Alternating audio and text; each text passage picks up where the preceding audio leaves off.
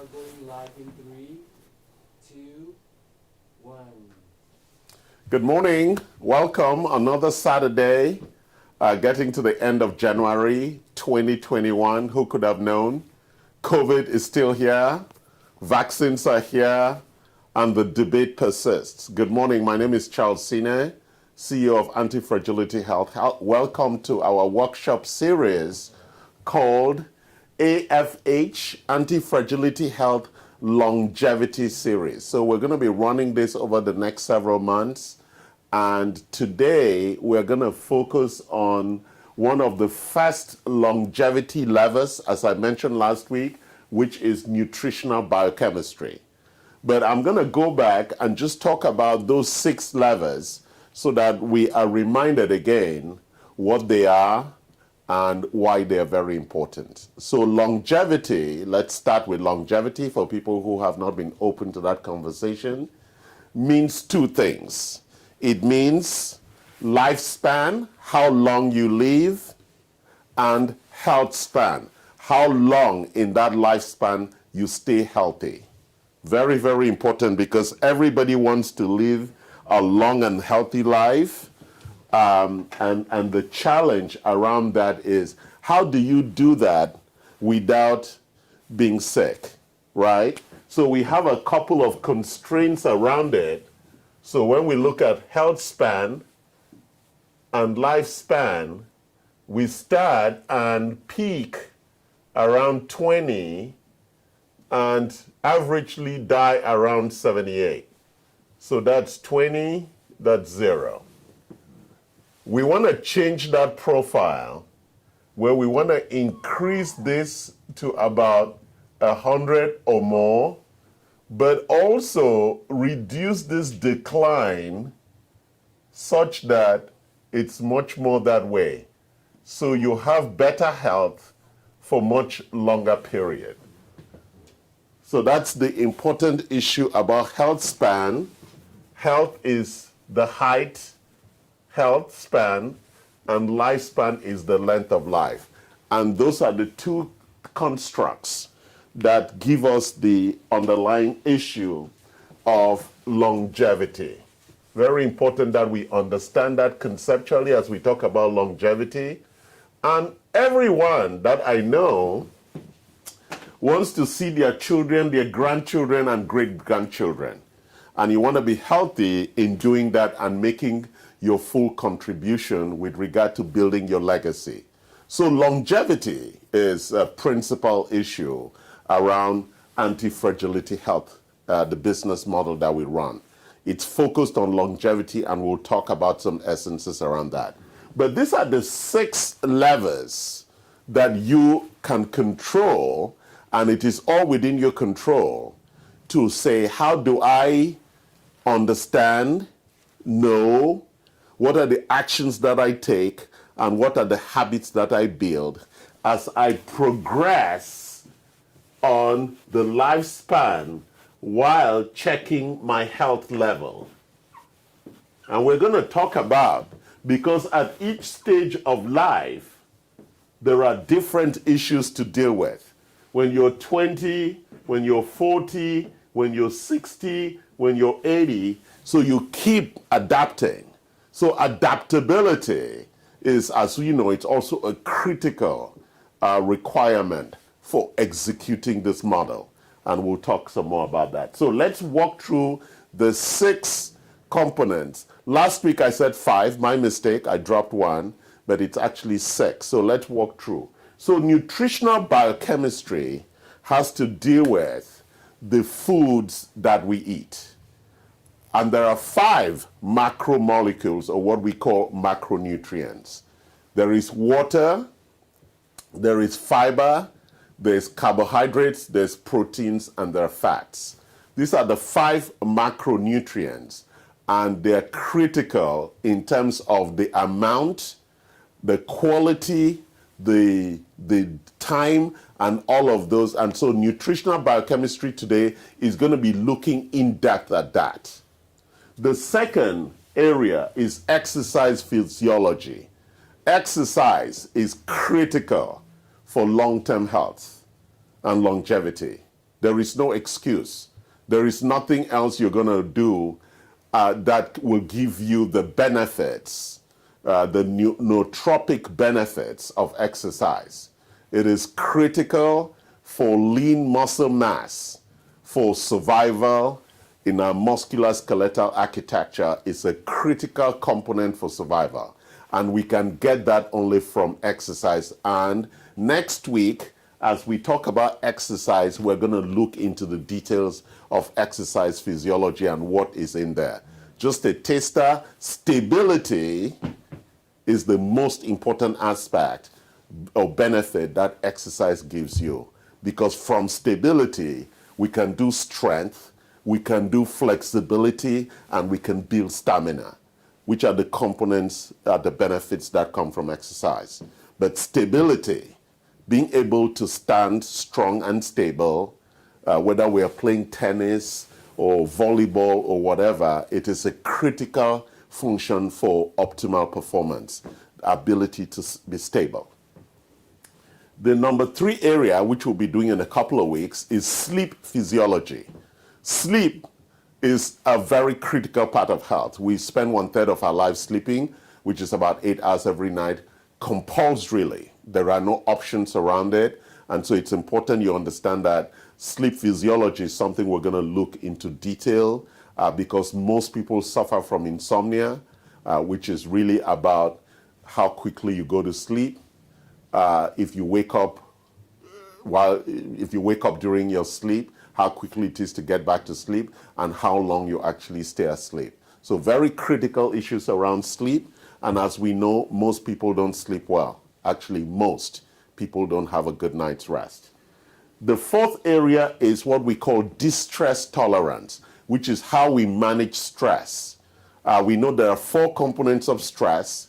One of them is sleep, circadian dysregulation. So if you sleep during the day rather than sleep at night, that is not very good sleep. You can cope with that once in a while, but long term, there are consequences from that. It causes circadian dysregulation, which is the dysregulation of the clock that really runs our overall biochemistry. We also have stress from sugar. If you have high glycemic, you have high glucose in your bloodstream, that causes its own stress. We also have stress from inflammation, whether it's our stomach or wherever things are. We'll talk about that. And then we also have stress from perception, how we manage our lives and how we perceive, how we manage expectations and things like that. So management of stress is a critical lever under our control. The 5th one is detoxification, right? Our liver, being the main organ for detoxing, gets overloaded and overcrowded, and then we have an accumulation of toxins in our body, which causes critical failure in our main systems, which we need to address. And finally, we're going to talk about exogenous molecules. These are things from outside that we can use. We deal with nutrients here, supplements, vitamins, minerals, stem cells, exosomes, peptides, so many new things that are rising. Medications, metformin, rapamycin, lots of medications that are also very, very helpful for giving us longevity and other things. And there's a lot of research to back all of this. Everything we're talking about is evidence-based, tons and tons of research to support this. And the premise for Anti-Fragility Health is that rather than wait until you get sick, we want to make sure you don't get sick. Because by the time you're sick, we'll talk about in the 3rd part about our intervention strategies. You're going to see that it's very challenging to come from being sick to get back to being very healthy. It's a very challenging movement because for chronic illnesses, which is 60 to 70% the cause of death today, they take a long time to show up and therefore take a long time to reverse. And we're going to talk about that. So those are the 6 levers we have. Nobody can say, oh, I don't need one of them. We all need all of them. They're critical levers for you to achieve longevity, which is health span and lifespan. So that's the first part, just introducing the 6 longevity levers. So now let's step into the second part of this conversation today, which is nutritional biochemistry. When we start talking about nutritional biochemistry, as I've said, there are 5 macronutrients: water, fiber, carbohydrates, proteins, and fats. For each and every one of us, the proportions of them is very different, and also very different based on the age of the profile. For example, there's a Buddhist teaching that if at 20 you eat 2,000 calories, at 40 you should be eating 1,000, at 60 you should be eating 500 a day, and at 80 you should be eating 250. It is one of the strategies we're going to talk about, which is really around caloric restriction. So even in the old literature, this issue of how one restricts one's biochemistry has been a critical topic.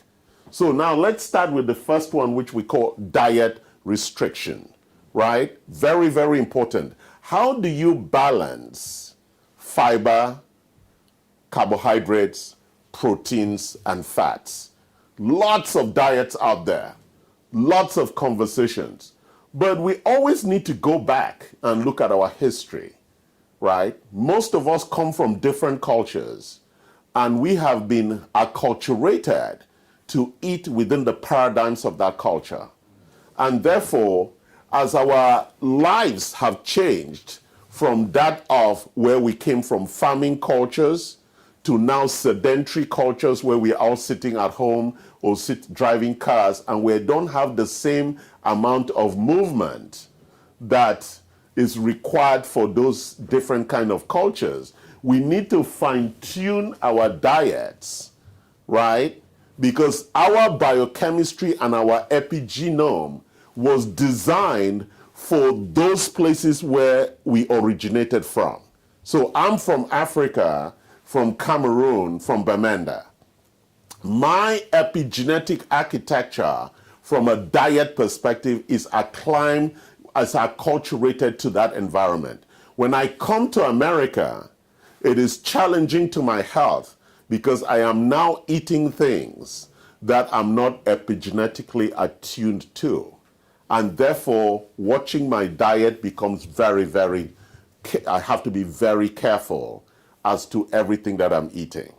So apples that are grown here, as it's not the same as apples grown in Japan or apples grown in other countries. Every fruit, vegetable, fat, protein that develops in specific locales are epigenetically attuned to the people who consume them in those regions. So whenever you move regions, it is really important that you start doing a lot of work in fine-tuning your diet to ensure that your diet corresponds to what is going to work for you. We do not recommend any specific diets to anyone, except we've done your underlying blood and labs. But it is an important issue for you to ensure that what are the 2 things you want to achieve with your diet. You want to achieve variety and balance. Those are the 2 important things: variety and balance.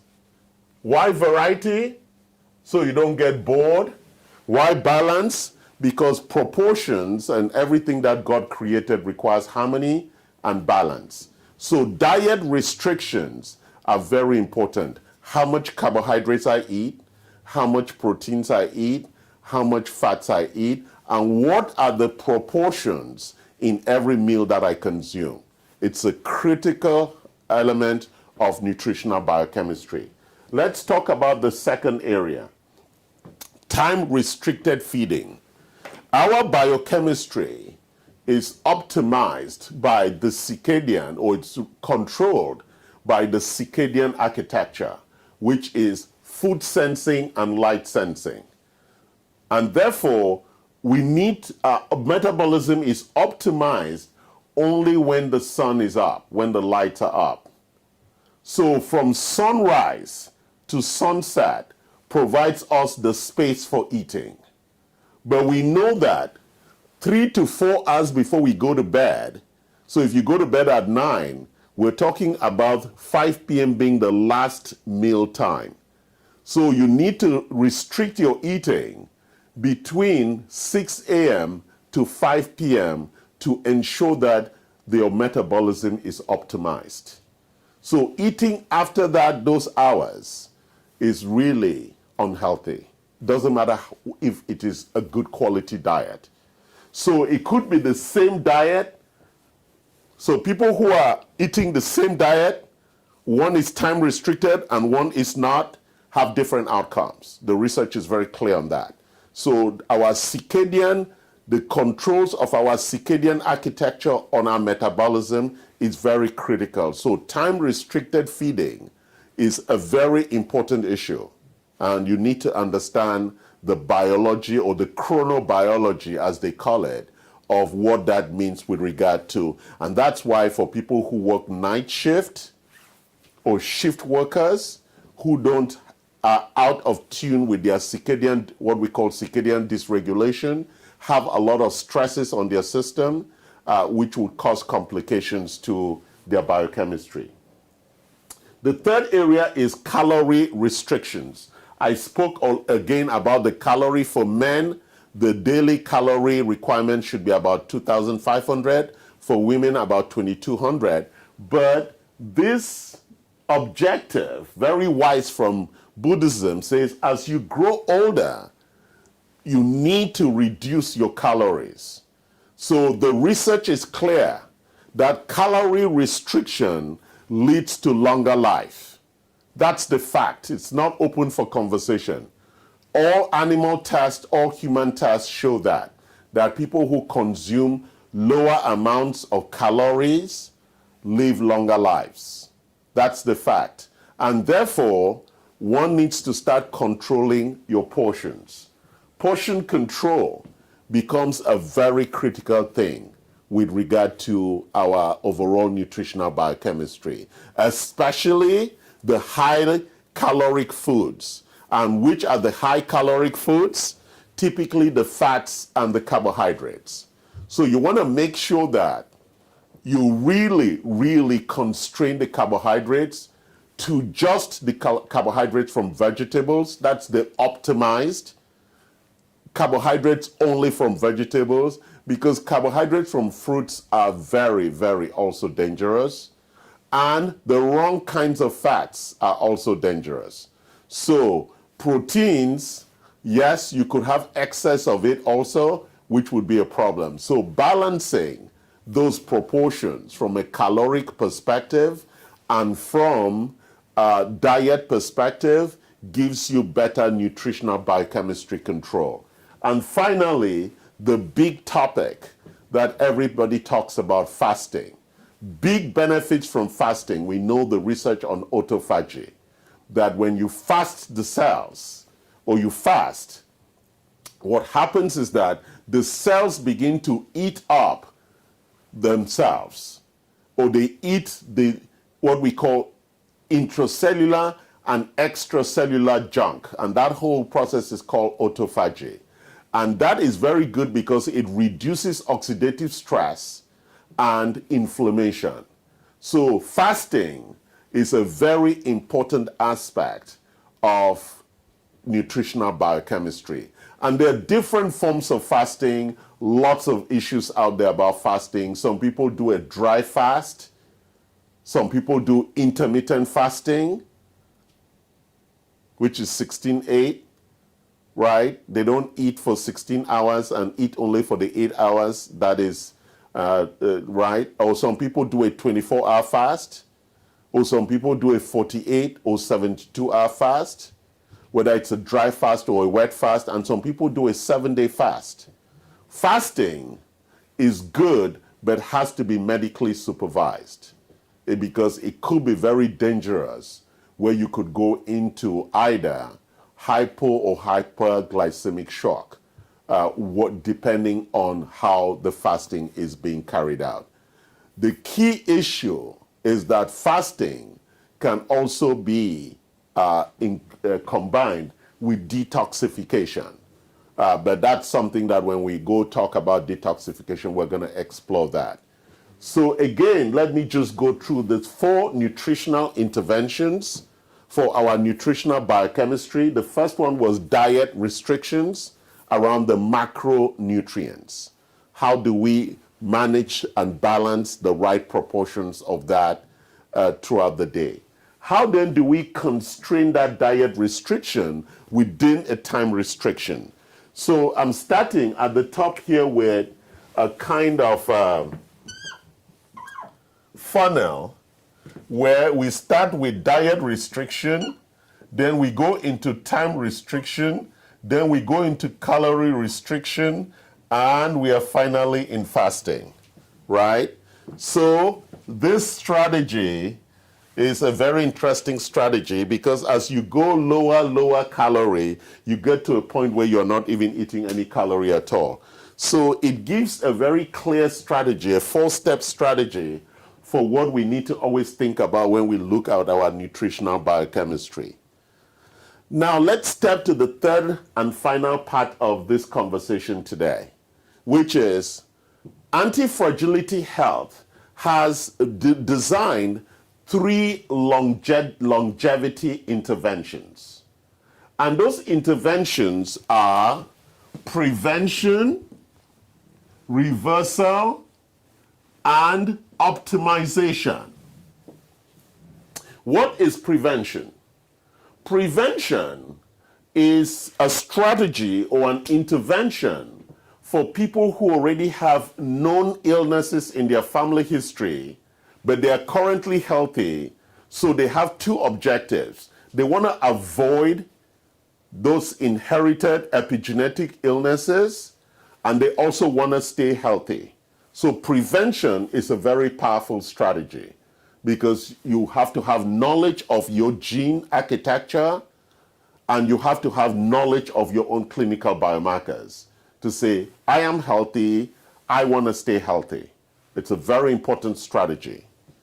We have a second strategy, which is reversal, which is that, yes, I have made mistakes. I now have some underlying clinical imbalances. What are clinical imbalances and what's the most powerful one is glucose. Our ability to control glucose and our ability to control triglycerides. Those 2 things drive a lot of the underlying imbalances in our biochemistry. Triglycerides, our ability to manage fat metabolism, and our ability to manage glucose metabolism. I don't want to go deep into insulin sensitivity or insensitivity or resistance and all of that, but sugar metabolism and fat metabolism are at the heart of chronic illness, or as we say, all metabolic insults. And all chronic illnesses have an underlying metabolic source. So reversal is critical as a journey back to our original state of health. It's challenging because for you to be diabetic takes 20 to 30 years for us to arrive at that diabetic situation.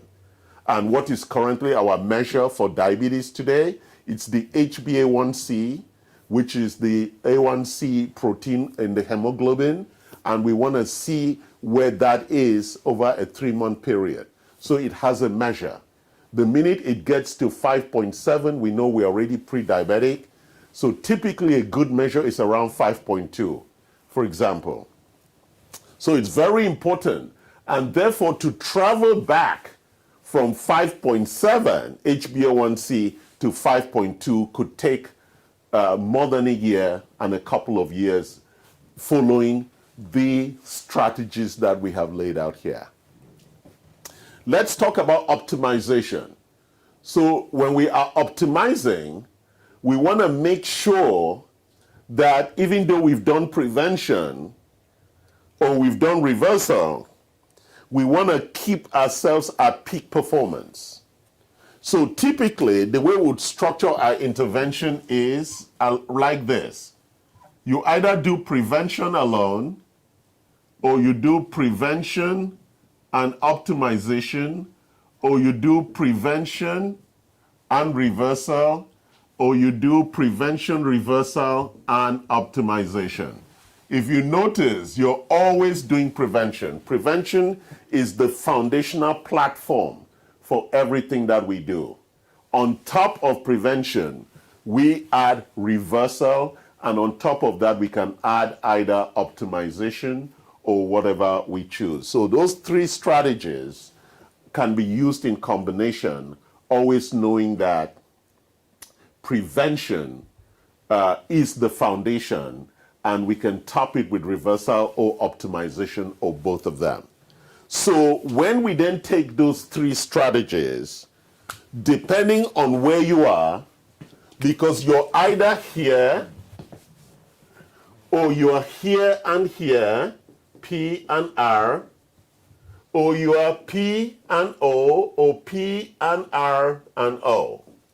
So you're either here, or you're here, or you're here. So your diet, the 4 interventions are driven based on the strategy, your longevity strategy based on where you're starting. So if you're starting from reversal, your diet restrictions are very different than if you're starting from prevention. Same thing for time restrictions, same thing for calorie restrictions, and same thing for fasting. And those are customized based on your lab results, your clinical biomarkers. We then determine whether you are going to focus only on prevention. And how do we know that? We look at your family history plus your genetic, your gene analysis. It tells us what are the inherited susceptibilities for chronic illness you have, plus your clinic biomarkers gives us an epigenetic statement of where you are, your current health. And those two things give us a strategic intervention pathway of whether you're in prevention, whether you're in reversal, or whether you should be including optimization based on the performances that you're looking for. So let me summarize this workshop today by just quickly going through the 3 big things we have discussed. Number 1 is our 6 longevity levers, which we are going to be discussing over the next several weeks on Saturdays. And today we had focused on nutritional biochemistry. Next week it will be exercise physiology. So I want you to follow the workshops in that context. And in the context of the details of nutritional biochemistry today, we have looked at 4 nutritional interventions. We've looked at diet restrictions, we've looked at time-restricted feeding, we've looked at calorie-restricted feeding, and we've looked at fasting. Those are the 4 nutritional biochemistry interventions that we work with patients in our clinical customers. And finally, we integrated those interventions within our longevity model. And that model says, based on the personalization of the particular patient, the strategy for nutritional interventions are different. So if you're looking for optimization, and optimization includes prevention plus optimization, the restrictions or the interventions are completely different. And if you have diabetes and you're interested in reversal, then the interventions are designed also differently. So thank you for joining our workshop today. I hope you have learned and that your knowledge has been edified, and that way you're going to take actions. You call us, you can get support from us, so we can enable and support your journey. Write us, comment. We have been running this live on YouTube, and I think we also have been running it live on Facebook, and we will take comments from both. So subscribe to our YouTube channel Anti-Fragility Health Clinic, and also to our Facebook, Anti-Fragility Health Clinic, and have the opportunity to ask questions and forward us your comments and any thoughts you may have on the subjects we discuss. Thank you for joining. Deeply appreciate you being with us, and look forward to